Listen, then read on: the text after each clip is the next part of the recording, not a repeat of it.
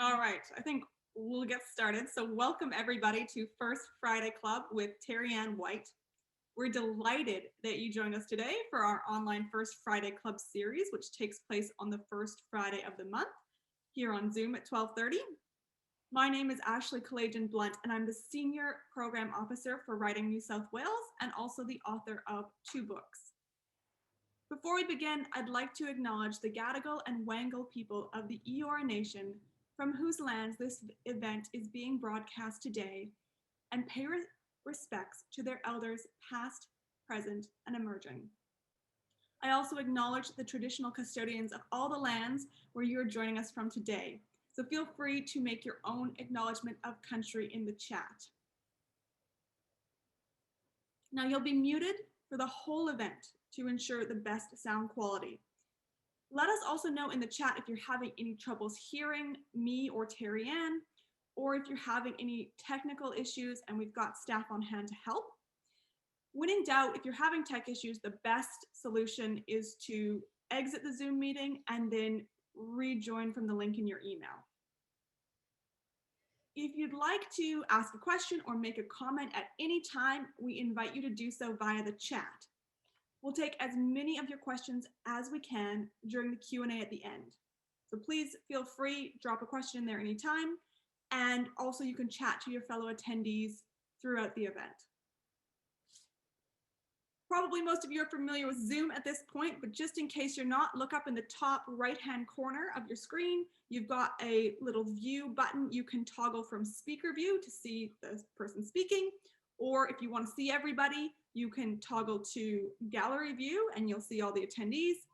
We recommend you stay on speaker view for the event, but of course it's up to you. And we are recording this event, so if you prefer, turn off your video so you won't see yourself, you won't be in the recording. All right, it is time now to introduce you to our fabulous guest speaker, Terri-ann White. At the end of 14 years as publisher at University of Western Australia Publishing in Perth, Terri-ann White had published around 450 books. And that includes fiction, poetry, narrative nonfiction, scholarly books, and art and natural science monographs. Prior to this, she founded and directed a cross-disciplinary research center at UWA. She taught literature and writing at universities. She was a bookseller for 16 years and organized festivals and literary events. So she is an excellent person to learn from today. Terri-ann is also a writer of fiction and nonfiction with an interest in literature that extends the boundaries of how stories are told. In 2021, she is launching Upswell Publishing, a new independent house for literary fiction, poetry, and narrative nonfiction. Terri-ann, welcome. Thank you so much for being here today. Thank you so much, Ashley. I'm speaking from the country of the Whadjuk people of the Noongar Nation and pay my respects to their elders past, present and emerging.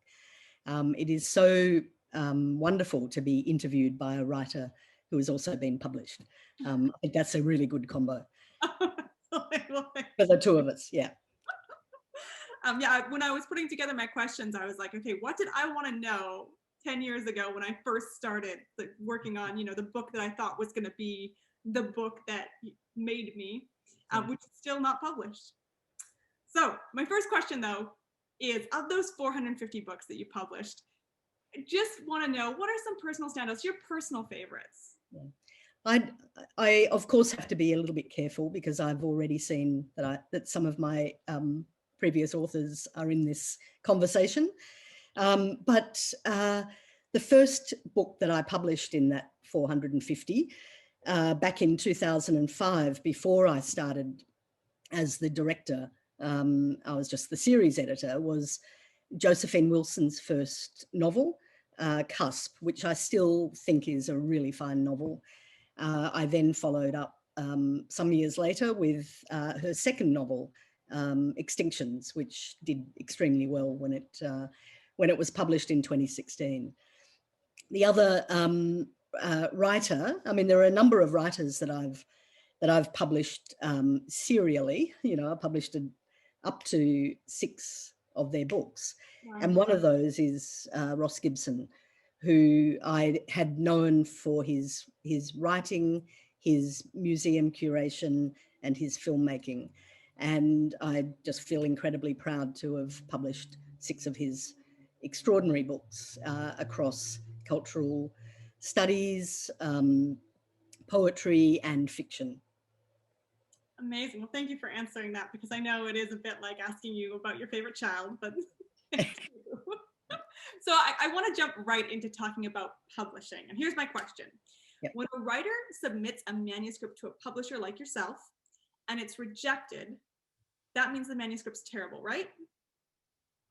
Rejections are a given. There are a lot of people who jump a little bit too early into sending their work to a publisher. And quite often,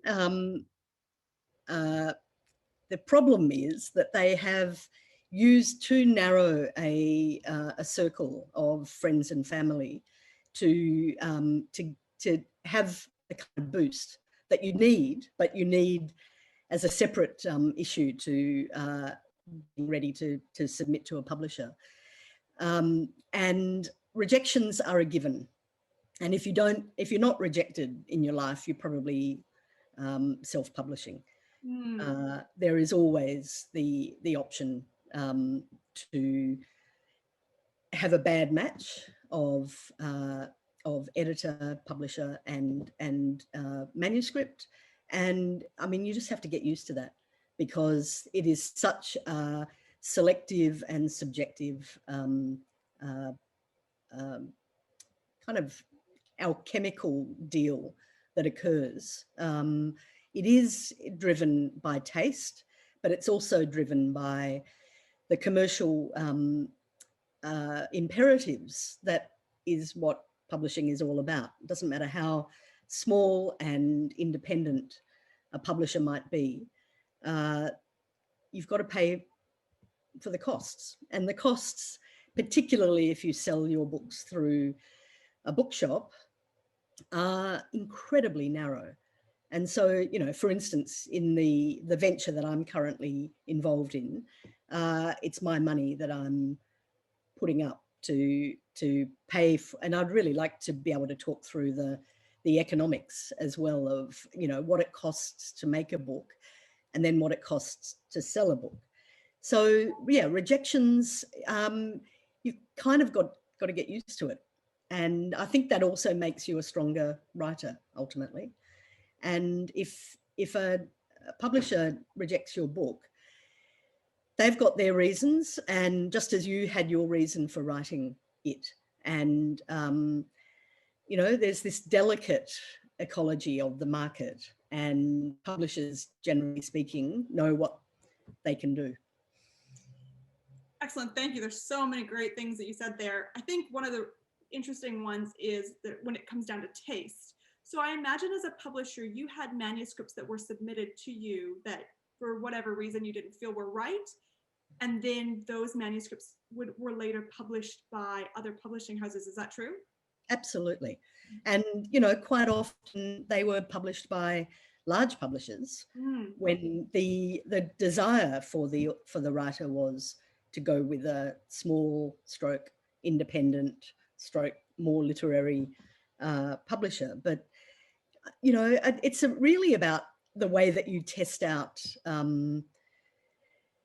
options in any part of one's life where there are consumables involved. It just happens that within publishing, the product has a voice, you know, much more than a packet of cornflakes. You know, you test all of the different products that are produced by different companies, and it's much the same with publishing.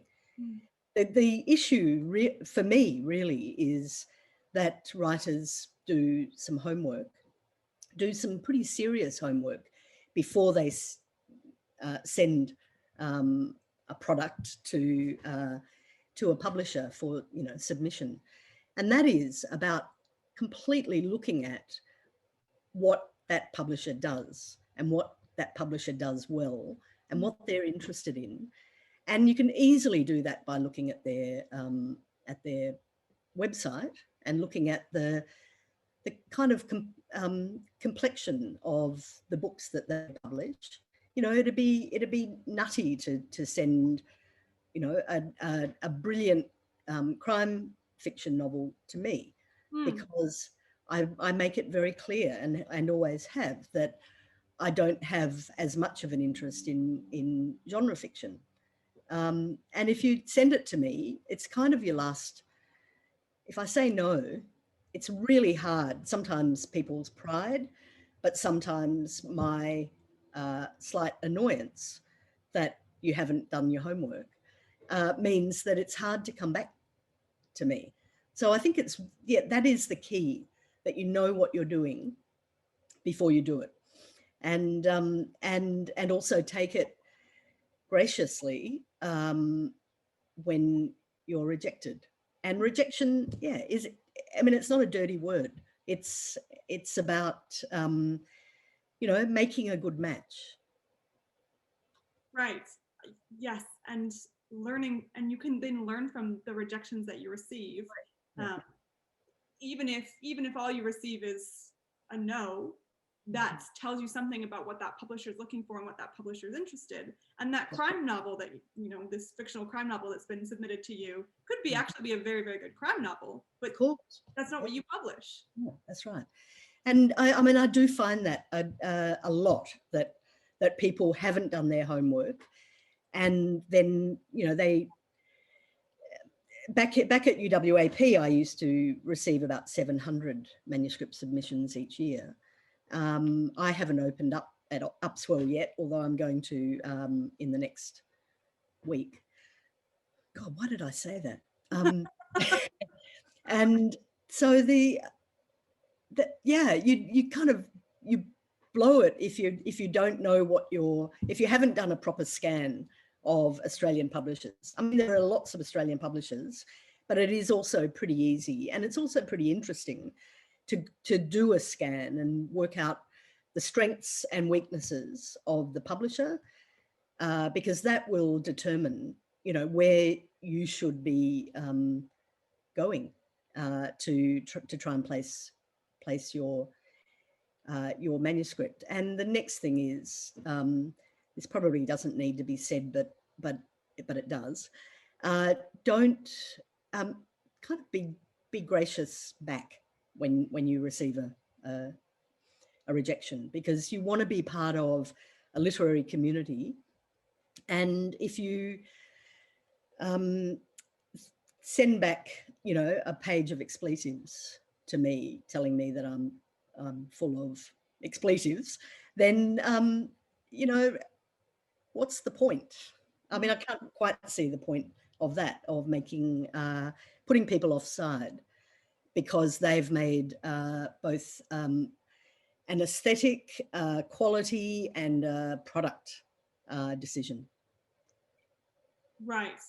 So I want to come back to the economics that you mentioned, but I want to add to that from in my own experience, that with both my books, they were published through different publishers, and both times they were published is because I very specifically targeted that publisher. And my first full-length book, while I was writing it, I was reading books from my publisher, becoming familiar with their style, becoming familiar with their list, becoming familiar with their the types of books they chose to publish, and that worked out very well for me. So I think that is like the best possible advice you could possibly give. So thank you for that. I mean, this is an intimate relationship, ultimately. And you know, I've made really good friends with most of the people that I've published over those 14 years. And you know, there is a trust element that's key, and there's a respect element, and then there's the kind of beauty of being able to celebrate successes when they come. And I'm assuming that page of expletives that you mentioned, that wasn't something that you pulled off the top of your head. I'm assuming that's something that actually happened to you. More than once, yeah. And continues to. You know, I think there is that sense of entitlement quite often, publishing of literary books, because that's what I'm talking about, there is this sense that there's a sense that's grown over the last 10 or so years that everyone can get published. And there's this sense that this kind of myth making, unfortunately, that I do like to talk about quite a bit, that to contrast it to what happened to me when I was a young writer, that you can write a book in 2 years and have it published and then give up your day job and win some prizes and then write your next book. Well, you actually can't. In Australia, there aren't enough people buying our books, and therefore, you might get a good advance for a first book, but that's got to last you for years, really. And then you've got to write your next before you get another advance. As well, a lot of small and independent publishers give you tiny advances because that's all that they can afford. Because again, they are committing to a period that it might be 2 years before the book is published and sales begin. So, we've all got to be a bit more kind to each other and also a bit more realistic that nobody's going to make a fortune out of publishing a book unless you get lucky and publish a fabulous cookbook or a biography if you're notorious, or whatever, dot, you know the deal. In the age of celebrity culture, unfortunately, things have skewed so that quite often I hear young and emerging writers talking openly about advances as if this is a competition, and it's not, because small and independent alongside the multi-billion-dollar multinational companies who have a bit more money to splash around are very different propositions. And there'll be very different experiences of being published. That's right. Interestingly, that I'd probably love to be published by one of those big 5 or 6 or 4 or wherever it's up to at the moment. The number keeps shrinking. But it does. But I also want to have a relationship. You can usually have a relationship with the publisher or editor in one of those houses, but it doesn't always work out that way. I mean, it probably doesn't in the small and independent either. But interestingly, in these months since mid-December, when I announced Upswell, I've had some refugees from the big multinationals propose, or give me their manuscripts, I should say. Propose starts to sound a bit personal. They're very keen to have a relationship that is meaningful, and that I love their work, and that they don't, they want to have a little bit more say in what the covers might look like, or what might be contained in that edition. So it's kind of, yeah, it's horses for courses. That's a terrible cliche, but you've really got to know where you want, to make a list of 5 publishers that you would love to be, and you'd be honoured to be published by, and then work through them with personalised approaches, a personal letter. I'm continue to be sort of excited by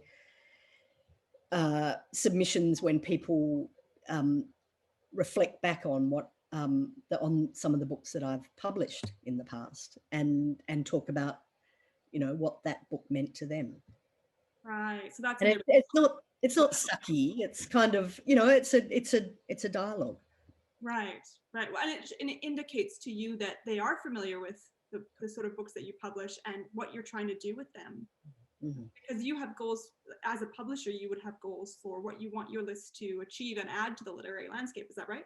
That's absolutely right. And, you know, this is going to be an intimate relationship over a period of time, and hopefully a period of time that has, you know, follow-up books and kind of builds. This is about building a reputation as well as sales.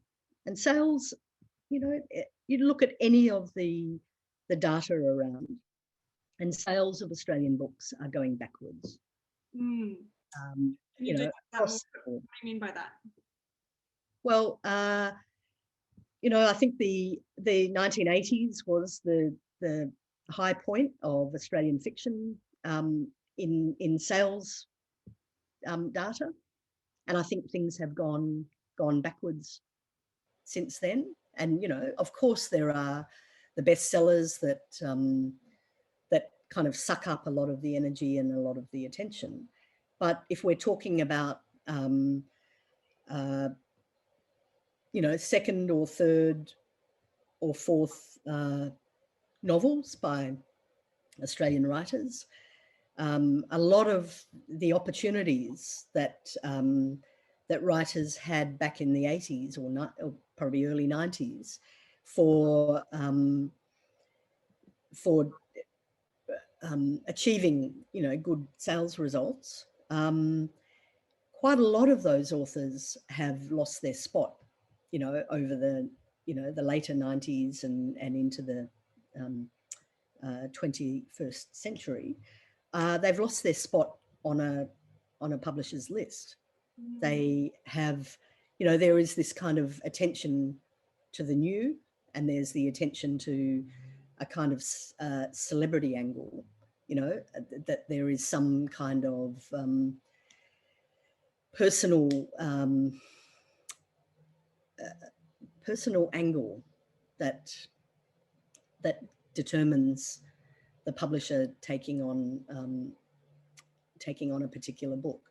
Well, you said, so you have a fantastic piece in the Sydney Review of Books, and we're going to put the link in the chat so that everybody can go to that. But it covers a lot of these topics that you're getting into now. It's really clearly and succinctly written. But in it, you say the performing author has become the equivalent of the book itself, and expectations now mirror the marketing departments of the big publishers, where everything happens in the first month or the book is deemed a flop. So that was written in 2017, but that's still true. Oh, it's completely true, and it's kind of heartbreaking. I was speaking to somebody at the ARBIA Awards on last Wednesday in Sydney, and they said, you know, that the shelf life of Australian fiction and non-fiction is, you know, it's reduced even further down to, you know, less than 3 weeks, you know, 2 to 3 weeks, where a book is up on, you know, face up on a shelf and being paid attention to. Which brings me to this, you know, crucial area of the relationship between writers, publishers, and booksellers, and that a bookseller can make or break a book in a kind of commercial sense by hand selling it. I spent a long time, as you said, in bookshops, and you know, the books that I loved, you know, I could sell a mozza. Right. So this is a really crucial symbiotic relationship, and yeah, incredibly fraught at the moment, you know, given how many books we're publishing. You know, we should not be publishing as many books as we do. And here I am starting up a new house. So I'm just as guilty. But how many books are you looking to publish a year in your new? I'm looking to publish a maximum of 10. I mean, I haven't opened for submissions, but I've already had close enough to 80 submissions. Wow. I'm publishing 3 books this year and definitely 10 next year. But I don't want to blow out at you know, and make it 20 or 15 or whatever. At the beginning, when I started to get some really fine manuscripts, I thought, how am I going to do this? You know, am I going to have to adjust my upper limit? And then I decided, no, the world has got enough books. I need to show restraint, and so obviously these books are going to, I have to love them, because I have to live with them. You know, I have to pay for them and then live with them for a long time. Well, let's get into that. Let's get into so you mentioned before the economics of like what it actually takes to publish a book. So expand, dig into that. Yeah, I think that it's always useful. I got into really big trouble once doing this at a writers' festival, when the bookseller came to me and attacked me because I talked about what the cut of the recommended retail price was to a bookseller, and people came out and kind of berated him. But it's kind of important, because there are all sorts of things that can happen in a bookshop, and you know, I really like the idea of selling directly, but for reach, you know, to be able to have a national distributor and go into bookshops right across the nation makes a huge difference. So the economics are, if the book has a $25 recommended retail price, 40% of that retail price is a minimum of 40%. It might be up to 45%, go to the bookseller. Close enough to 30% go to the distributor, who warehouses the books and then sends them out to bookshops, and has a sales force that enables all of that, you know, for orders to come in. 10% goes to the author, so that's $2.50 per book, and people are often kind of outraged at that. 10% is the standard. You know, with some negotiation, it's possible to increase that percentage, but you know, it usually isn't any further than 15% for a best-selling author. So we're looking at, you know, giving away around about 77.5+% of that $25. I have to pay, as a publisher, as a small independent publisher, I have to pay for a freelance editor, for a typesetter, for a proofreader, for a designer, for the cover, and for printing. And then I have to pay for marketing and publicity. Luckily, as you can see, I'm working from home, and so I don't have overheads. But you know, you'd add in rental, electricity, you know, comms, all of those things as well. And so you're looking at a very tiny margin of dollars to pay for all of that. And you'd be hoping that you could sell enough copies to be able to cover all of your costs, and possibly a little bit of a margin to be able to pay yourself.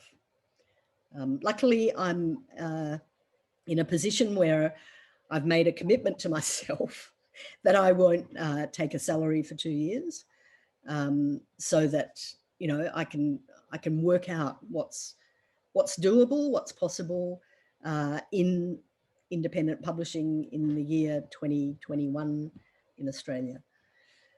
And that's an incredible commitment to the literary community as well, that you want to support those authors and make their books available. And you talk in that article I mentioned from the Sydney Review of Books about how in the past you felt that there was often more of a feeling of gratitude from authors for the, like you say, the honor of being published. And you say that that's sort of shifted away now. Is that still true? I think it is. But it kind of, I think what I was really discussing in that article was a general community feedback. You know, there are a lot of places where you can share your successes and your failures.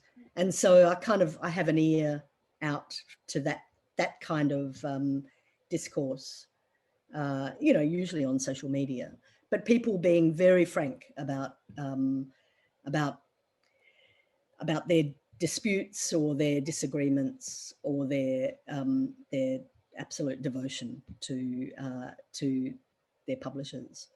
But so when I was a young writer, wrote for years before I thought about having a manuscript ready to send to a publisher. And so, I mean, my first book, you know, I started writing in my early 20s. My first book came out when I was 33, and that felt kind of about normal. I was a good friend of Elizabeth Jolly's. Her first book came out when she was 50. And, you know, I feel like maturity is, and so I'm probably now really talking about fiction and poetry, that maturity is a great bonus to being able to cope with all of what goes on with having a book out in the world, you know, where the only people who are likely to say anything about the book at that stage are people you've never met. So they don't have you attached to the book. They just have the book. They've probably never seen you before, and they probably will never see you. And so the book stands and falls on its text on the page. And I've seen too many writers be crushed at the either complete silence that follows their publication, or the sometimes bitchy, sometimes absolutely on the hammer, you know, on the mark, criticism that comes back. And there are far too many books that are there are far too many manuscripts that are undercooked. And sometimes those books get through past the keeper and they're undercooked when they're published and go out into the world. And frankly, there's no turning back. I mean, certainly for that book, you know, you've got to give it your best shot, because you don't get another chance to revise and to make a stronger offering to the world of readers. Right. So talk to us about how, you know, if you're a writer and you've got a manuscript, how do you know if it's undercooked? Like what steps should you be taking? Oh my goodness, that's a hard question. I don't know. I mean, it's really about the reputation and the bullshit detector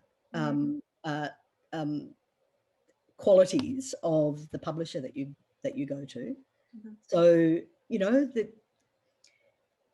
another way to look at a publisher before you approach a publisher is to see how much of their work gets coverage in media and the whole, you know, all of the gamuts, all the types of media now available.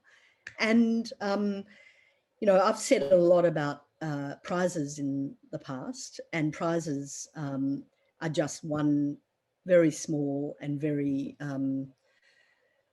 faulty measure of the quality of books. You know, it is a lottery most of the time, and it's a great lottery when you win it. But, you know, for anyone who's bought a lotto ticket, you hardly ever win it. And so that randomness means it's kind of hard to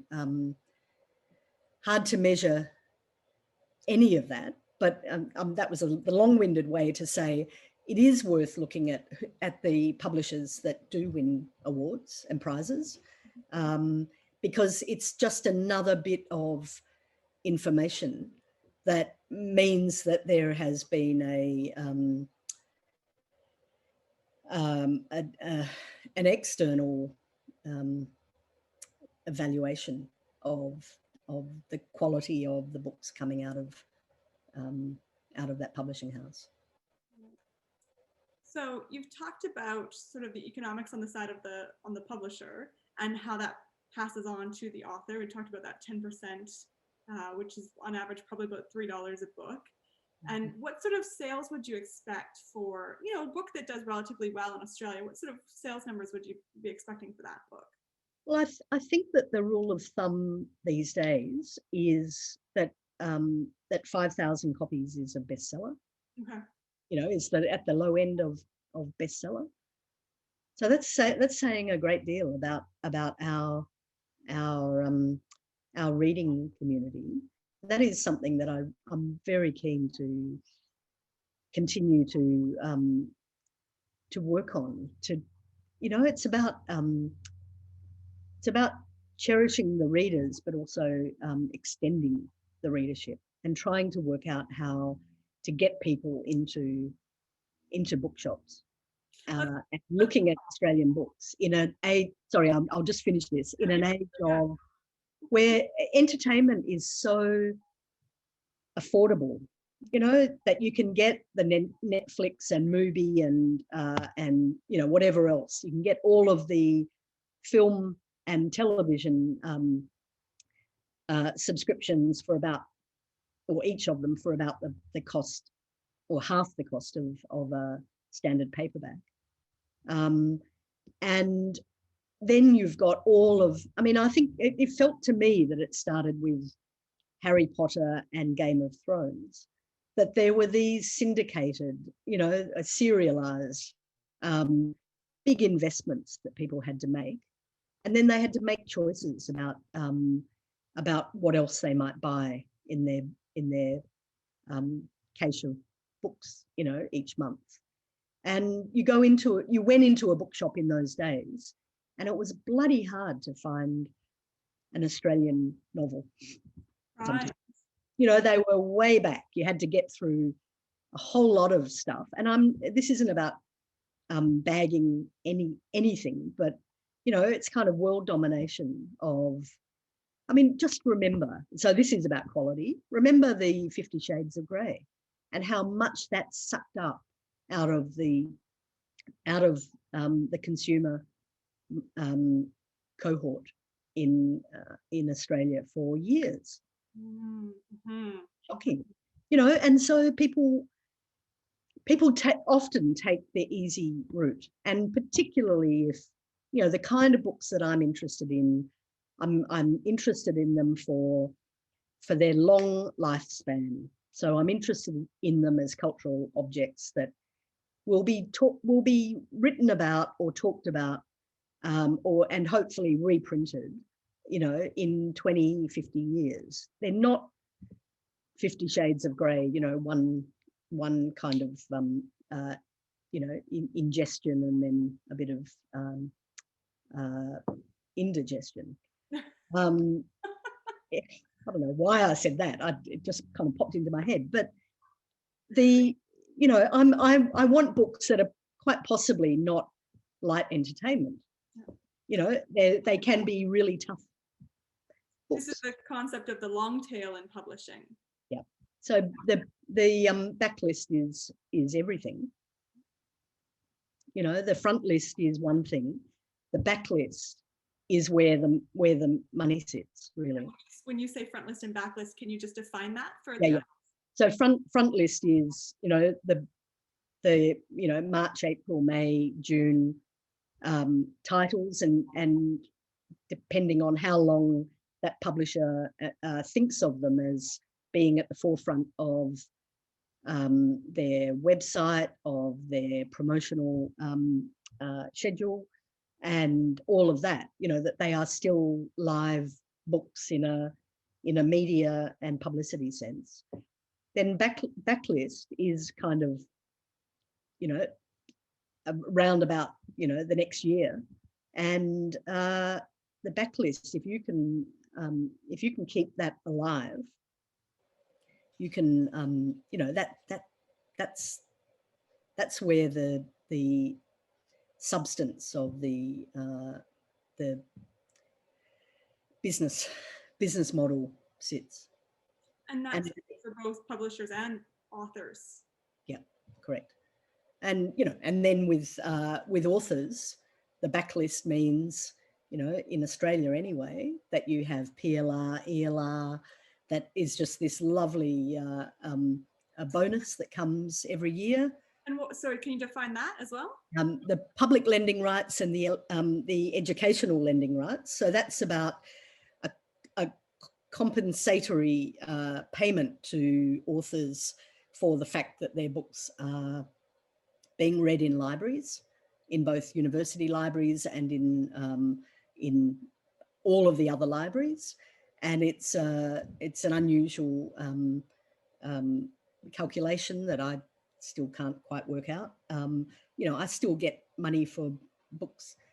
I published a book in 1999 and one in 2001, and they just, you know, it's the gift that keeps on giving. You know, the books are out of print, but they continue to give me a tidy sum every year, as well as the copyright agency payments, as well as you know, books being adopted onto textbook lists, which is becoming harder and harder to do in both secondary and tertiary settings, but always worth a go. All right, well, thank you for running us through all that. I'm going to ask one more question, and then I'm going to start on the audience Q&A, but I've got so many more questions for you, Terri-ann. Okay. You publish, you know, a few hundred authors in your career. How many of them were able to quit their day job and make a living writing, would you say? None. None? No. Wow, okay. I was expecting a couple, but okay. Not really. I mean, because, I mean, I guess it depends on whether you were previously in very casualized employment. And so this would, but you know, the royalties, most of the royalties action happens, you know, the kind of large sums happen in the first year or the first 2 years. And then you're busy writing your next book, and it might take, you know, 4 or 5 years to be ready to submit. So it's very precarious, as is most employment these days. You know, quite a lot of publishers, quite a lot of my authors had terrific jobs in universities.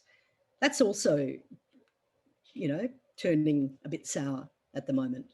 You know, university employment is reducing and is much more precarious than it ever was.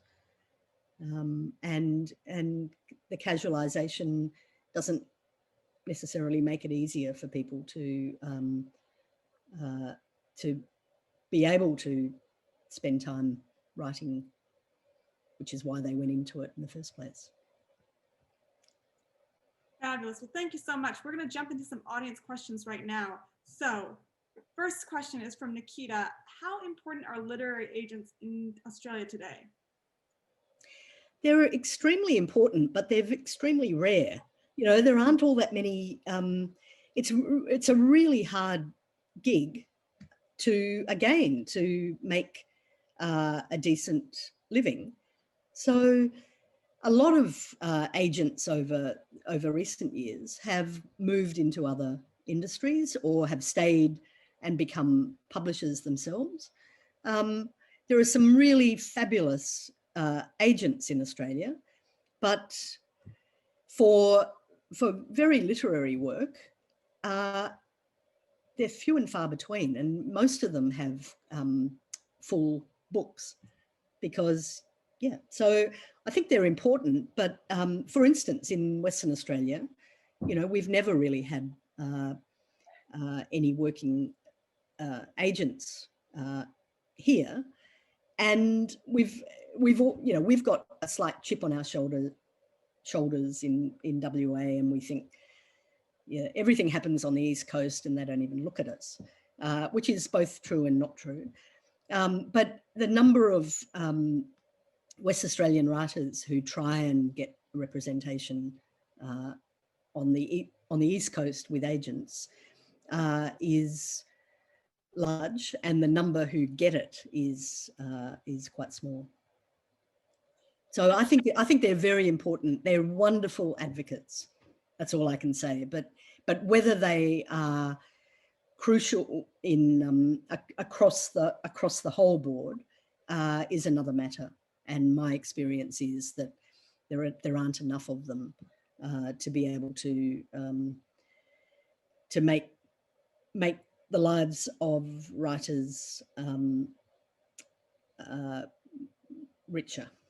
I mean, not in dollars, but in opportunity. An opportunity. Great, thank you. This is a question from Jane. When you're reading a new manuscript that you've not seen before, what elements excite you and which grab your interest? So what are you looking for in a manuscript? Okay, I have a method of reading the first 10 pages, reading the last 10 pages, and then reading a sample randomly in the middle. And if I get to those 30 pages and want to go back, then we're doing well. That's interesting. I haven't heard that approach before, the randomly in the middle. I like that. That's interesting. So I'm much more interested. I've got much less interest in plots and in character. I've got all of my interest is held in the sentence. Right. The way that one sentence leads to another and the quality of the writing. Right. So I am probably a little different. You know, I'm not looking for some of the standard things that are marked out as being important. Right. Yes, of course. Because if someone's publishing genre fiction, they would be very interested in plot and characters. Yeah. However, you know, all of the genre writing that I admire would probably pass that test. Yeah, of course. Yeah, of course. Very interesting. All right. This is a question from Lindsay. So when you mentioned that 5,000 copies makes a bestseller, does this include all distribution mediums, i.e. online as well as print? Online being ebooks, you mean? I think so. Yes, I think so. That's how my publisher counts it as well. So. Question from Patricia: who is your distributor for Upswell? Penguin Random House. Excellent. Which is not bad. So I'm working. I've got a little spot in the. My home is in Black Ink, who are also distributed by Penguin Random House, and I've been given this brilliant opportunity, very generous opportunity to sit in there, remain autonomous, but you know, they are representing me internationally, and they're very good at that, and they're allowing me to move to kind of occupy a spot as a independent in their distribution arrangement. Excellent, thank you. Now, question. Can I just say one other thing? This whole business of audience development, one of the things that I'm about to announce is, and it started there are a few publishers doing this now, but the subscription model where readers kind of buy into the, sounds wanky, curation by the publisher, and, you know, pay a sum up front, and then every book for that year is sent to them, and it's about trust, and I'm hoping to be able to build that as a way of having another kind of distribution arrangement that's very personalized. I haven't heard of that model before, but I can see how if you love a publisher's work and you trust them, that would be a really great way to engage with their works. Yeah, and the books are posted to you as soon, you know, at the moment that they come back from the printer, and so they kind of you know, they arrive about the same time as the bookshop receives theirs. Right. Oh, so you're a first adopter of that book. That's very exciting. Well, actually, Giramondo adopted it or introduced it a couple of months, I think the beginning of this year. But I'd been looking at some North American publishers who seem to do a very good job of it for a few years, and I'm very interested in seeing how it goes. Speaking of North America, there's a question here from Tabitha. Basically, she says, you say there's not enough money in Australian publishing for authors to make a career out of, to make a living out of. She says, but I'm guessing there's nothing stopping me from submitting to American, British, or European publishers and then presumably getting paid more if the book is successful there. And a connected question from Shelley is that she's also interested in submitting to international publishers, but wants to know if there's any point in trying, or should she stick to Australian publishers? Oh, look, I think it's well worth giving. I mean, this is a moment when an agent is of great benefit. And, you know, many Australian authors over the last 20 years or so have used agents in the UK and in the US. And there are some agents who are US Australian based, so they share time in both countries. There is certainly, you know, if you can do it, it is extremely valuable for the expansion of the audience, the size of the market, both in the UK and in the US. And, you know, if you can find an agent who will look after you and represent you to sell to those different markets, I'd say go for it. But don't go down the path of kind of these people have to be above board and not just, you know, there are a lot of shysters out there, and there are a lot of you know, kind of vanity press, self-publishing setups that are not massively useful. If people are wanting you to pay them to do this, then I'd say step away. And if you're interested in learning more about that, the Australian Society of Authors has good resources on their website. So you go to the Australian Society of Authors for more information about that. And I think that comes back to what you were saying earlier about doing your homework in terms of finding the right agent, because it's the same as finding a publisher. You want to find someone who connects with your work. Yeah. Okay, excellent. Another question. How important is it to become part of school reading lists, and how do you do that? And for poetry, this is a question from Brian, who says, for poetry, I believe it is a huge proportion in anthologies. I assume he means of books getting into school reading lists, or? Getting into school reading lists is really the job of the publisher rather than the author. But the author is the most magnificent advocate if they have connections, you know, if they are teachers or lecturers in universities, and they can suggest and influence decisions about adoptions onto text lists. Yeah, it should be the job of the publisher to put forward any books for adoption, but the value of having an author who knows what they're talking about is unbeatable. So we've got a question here. We've got a bunch more questions.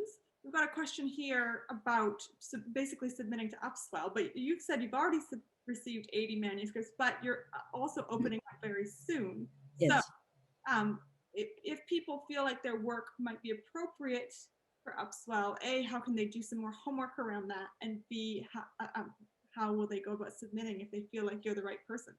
Now, this is just slightly awkward. My website was supposed to be ready by now, but people who have made websites probably know that often things are a bit slow in the development. I've been promised it to be finished by the end of today, which is it was supposed to be finished about 3 weeks ago. The best thing to do at this stage is to sign up for my monthly newsletter. And you can do that just by going to the placeholder website at upswellpublishing.com, and you can put in your email address, and the newsletter, with a whole lot of interesting information about politics and society and the arts and books, will be out next week. And then I'll have a notice about submissions at that point. At midnight last night, I wrote my submissions spiel. So, I mean, it is close. All right, so watch that space and make sure you sign up for the Upswell newsletter. A few more questions. We've got a few more minutes and a few more questions. So in terms of building a culture of strong editing and editing mentorships, Michelle asked, do you have advice for prospective editors? I would make contact with and just find out as much as I could from the peak body for editors in Australia, which is called the Institute for Editors, and stay in touch with the Australian Publishers Association, because they offer a number of different schemes each year that include and are quite often in partnership with the editors, but they have editorial residencies and fellowships. And I think that the key is to find your community. So there are a lot of people, and you know, I'm going to be honest now, there are a lot of people who put up a shingle as an editor, but they don't have the requisite skills or experience. And you know, I work with a number of editors across Australia, and you know, they're worth their weight in gold. You know, I'm deeply disappointed when people who are not quite ready to be professionally doing a job kind of misrepresent themselves. So it's a key. And you know, editors are also readers, are also connected to writing and connected to publishing, and so we really need to sort out how many you know, how many kind of great editors there are out there. So you've really got to do some fine tooth kind of investigation with all of the editors, and qualifications that are run through the IPED. I don't, is it still called IPED? Yeah, it is. Is critical. And the links for those organizations are in the chat. So if you want to check them out, make sure to pop those links open now before we wrap up today. A couple more questions regarding the financial breakdown you outlined in terms of what booksellers and authors get. Has this changed in your lifetime, or has it always been about the same? It's changed in my lifetime. When I was a bookseller, 40% was the kind of standard, and now you know, even independent booksellers can request up to 45%. The other thing that's changed that's quite dramatic is the introduction of bookselling in discount department stores, and they can ask for just about anything they want because they're working with volume. And I mean, as a publisher, I steer clear mostly of that channel for sales, because well, I've had some bad experiences of thousands of books. You know, you sell thousands of books to them, and then thousands of books come back and they are in a complete, you know, they're completely unusable, and they have to be pulped, and you really yeah, for the kind of work that I'm interested in, that is probably the kind of work that most people in this Zoom session are interested in. it's not such a great option Right. for mass market. And so I guess I want this to be my final question. We're just about to wrap up, but how can we as individuals better support publishing across Australia? I think the answer was in that. Yeah. So yeah, read more, and you don't have to read by buying books, you know, borrowing books in libraries, staying in touch with the kind of progress of writers' lives. If you've really loved, you know, the first book of theirs that you read, you know, we need champions, and readers are the best champions. Absolutely. And, you know, given that media, print media anyway, is reducing for coverage of book publication, you know, I love the way that people kind of cherish and celebrate books on social media, you know, from their own reading experience. The only thing that really disturbs me is when people go down into the you know, when there's this kind of competitive edge of finding out about sales numbers and advances. I can't really see the point particularly of any of that. And yeah, I think that's probably it. Right. And maybe if you can't afford it, buying from a local bookseller instead of you know, the big department store is also a good choice. Sure. So thank you, Terri-ann. Thank you so much. Before we wrap up, I just want to tell everyone that our first Friday Club in June is with Rosemary Milsom, who is the founding director of the Newcastle Writers Festival. So that will also be a fabulous session. You can RSVP very soon through our website. And of course, that's 12:30 the first Friday of June. So now please, if everyone could give Terri-ann a huge thank you. I see lots of lovely comments coming in through the chat. Thank you everyone for joining us, and thank you so much, Terri-ann, for being here and sharing your vast wealth of knowledge and experience with us. Thanks, Ashley. It was gorgeous. I really enjoyed it. Fantastic. Well, thank you. Right. And everyone, wishing you a wonderful day and hope to see you next month.